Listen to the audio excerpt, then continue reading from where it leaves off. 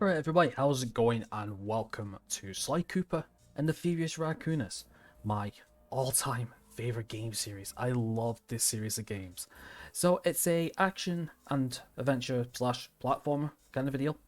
So let me explain who this guy is. So Sly Cooper is a master thief, and in this universe what constitutes a master thief is the ability to steal from high-end criminals and massive criminal organizations. So basically, we're not stealing from petty thieves or crimes, crime gangs, street gangs, that kind of thing. Nah, that's riffraff. We want the best of the best. So yeah, so Sly Cooper comes from a huge lineage of master thieves throughout time and different eras of history. To give you a few examples, there's Richie Cooper, a thief from feudal Japan, 1600. There's Sir Gallant Cooper, medieval England, Henrietta One-Eye Cooper, the Caribbean times, Caribbean pirates, the colonial times, and Salim Al-Kupar from the Arabian times, which is pretty cool. And the Thievius Raccoonus is a handbook passed down from Cooper to Cooper, with each ancestor's exclusive techniques, stories, and greatest heists. So yeah, so we're going to find out what the game's about. I could go over the story in general, but there's 4 installments and a 5th one being rumoured in the makes. So I'm fucking looking forward to that 5th one when that comes out eventually. Well, I hope it does. But we'll tackle each game as it comes, and because each game's story is massive within its development, so we'll do this one bit at a time. So make sure you like any of the videos that you enjoyed watching, subscribe if you haven't, buckle up, and let's play some Sly Cooper. It's gonna be fun. Sly! Come in! Sly! Do you read me? Yeah, I read you. Loud and very loud. Sorry, I'm a little nervous. Trying to break into police headquarters does that. Get over it, Bentley. You're safe in the van. I'm the thief here. I've got to steal that file from Inspector Carmelita Fox. Well, count on me to be your eyes and ears, buddy.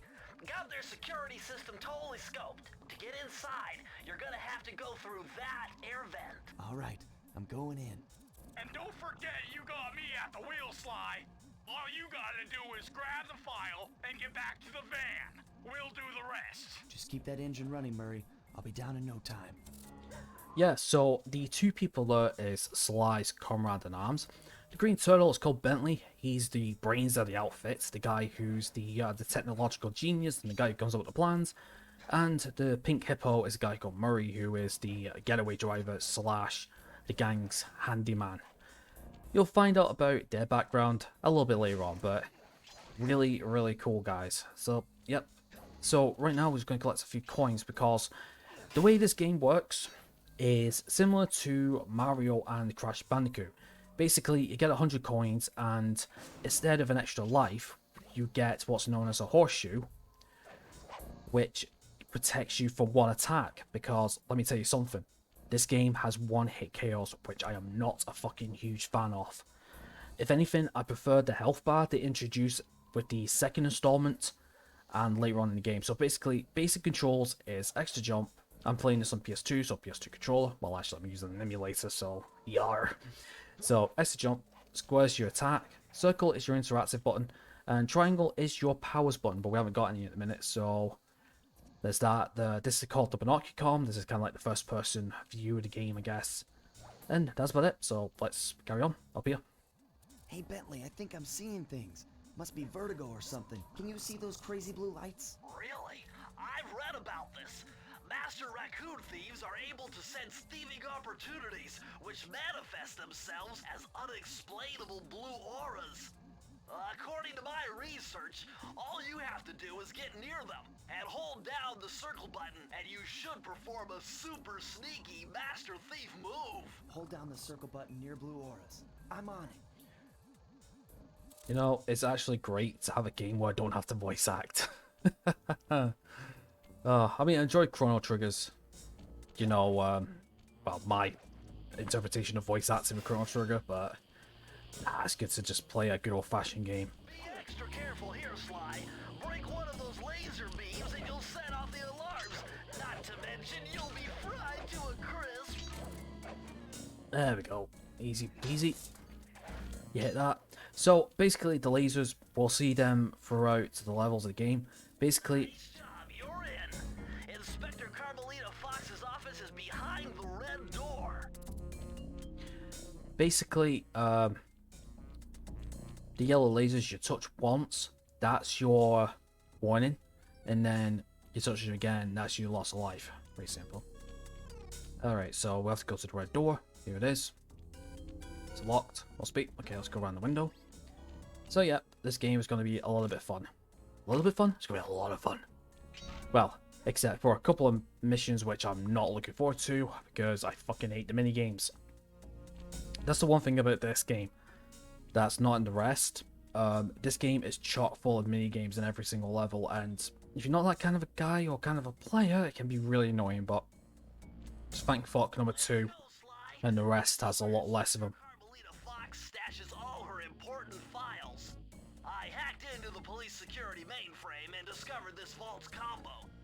Try dialing in 937. 937, got it. 937. Also, I hope you like to see safes being cracked and open because we're going to be opening up a lot of safes throughout the game. Nice job! You got it! If you come down through the fire escape and head through the parking lot, we'll be waiting in the getaway van. Yeah. I don't really remember when this game came out actually. I think it was like in the ballpark of 2005, maybe I think. Anyway, I love the alcohol name here. Yokyo. Tokyo, Yoko. I like it. Anyway, Criminal! here's Carmelita. You foolish raccoon. I've caught you red-handed. Ah, Carmelita. I haven't seen you since I gave you the slip in Bombay. Which reminds me, you need to return the Firestone of India to its rightful owners. And I was gonna give it to you as a little token of my... Hey, you know, that bazooka really brings out the color of your eyes. Very fetching. You think? This pistol packs a paralyzing punch. You ought to try it. Might snap you out of your crime spree. And give up our little rendezvous? Plenty of time for that once you're safely behind bars. Love to stick around and chat, but I just dropped by to pick up this case file. I think you've had it long enough. Yeah, plus I don't think I'd like 20,000 volts up my ass. Thanks very much, Carmelita. We're just gonna take our scurry ass out of here. Nah. I like Carmelita. She's a pretty cool character. Right, let's get out of here. But yeah, so you shouldn't really... Oh, shit. Yeah. By the way, if you get hit, yeah, that's your loss of life. Pretty simple. Now, luckily enough, there is a... it's not like you lose all your lives and start at the beginning of the game. Oh, no. This game has checkpoints. This game has checkpoint systems. And luckily enough, they don't take you back that far. Once again, my gang and I had given Inspector Carmelita Fox this Also, slip. love the artwork. I was surprised to see how well she took it. Finally, the secret police file I'd been searching for all these years. With this, I could avenge my family and regain possession of our most valued treasure. It all began when I was just a kid, bouncing on my father's knee. You see, I come from a long line of master thieves who kept all their secrets of sneaking and stealing in an ancient book. The Thievius Raccoonus. Anyone who read it learned to be especially sneaky, which is why we specialize in stealing from criminals. After all, there's no honor, no challenge, no fun stealing from ordinary people. You rip off a master criminal, and you know you're a master thief.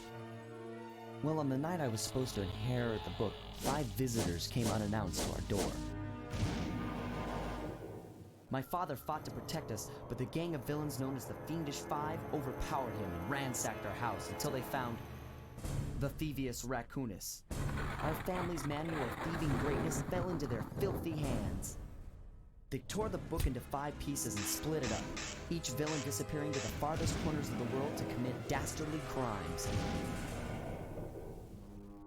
Broken alone, I was dumped at the town orphanage. There I met 2 guys who became my lifelong buddies and trusted crew. Bentley, techno genius and strategist supreme, and Murray, part-time driver and full-time burden. Together we pledged to track down the Fiendish Five, avenge my father, and steal back the Thievius Raccoonus. I knew I was about to face the toughest test of my life. On this mission, I would either become a master thief like my ancestors before me, or fail and allow my family name to bite the dust.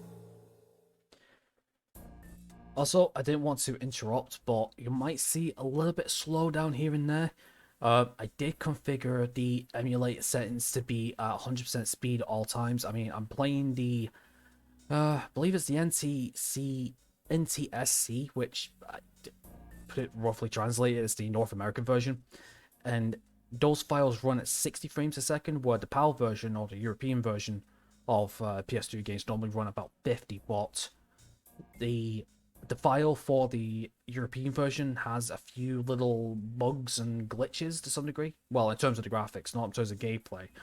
And this one just seems to be a bit better, so you might see a bit slow down every now and then, but for the most part, it's near enough 100 or 60 frames a second. Piece of work back there at police headquarters, Sly. Come see me if you want to check out any of your old movies. I've got them all here on my computer. Use the left analog stick to move around the hideout and the X button to select things. I've already plotted a route to our first target. Oh, there it is. So, yeah. So this is the hideout, movies and stuff. Basically, there's 5 different areas in the game, but we are going to, I believe, it's just off the coast of Wales of the UK. Nice. We'll see what's going to happen. The road trip gave me the time I needed to study up on Sir Raleigh the Frog. As a young man, this hot-tempered frog grew bored of his life of luxury and privilege. On a whim, he tried his hand at a bit of piracy and found it to his liking. Raleigh, who quickly became addicted to crime, was brought into the Fiendish Five as chief machinist, where his evil tinkering genius rose to new heights. The last reported sighting of this mad machinist was off the soggy coast of the Isle o' Rath, a small island uncomfortably situated in the middle of the perilous Welsh Triangle. Sly Cooper in Tide of Terror. Well, I'll try and do a different voice for these kind of opening scenes, I guess. But yeah, so basically the thing is with the game, it's split into like 5 different episodes or so, and each episode has like a different playing area and stuff. It's pretty cool. So we're off the Welsh coast in the Isle of the coast of Isle of Rath. Christ, I can't get my words out. I'm just so happy to play this game again.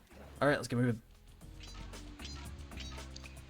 So yeah, I think I already explained about the coins, but there is something important I need to explain in a second. Spotted something that's going to complicate the mission. See that nasty looking gate? It blocks the only road leading into Raleigh's hideout. No problem. I'll just use my climb move.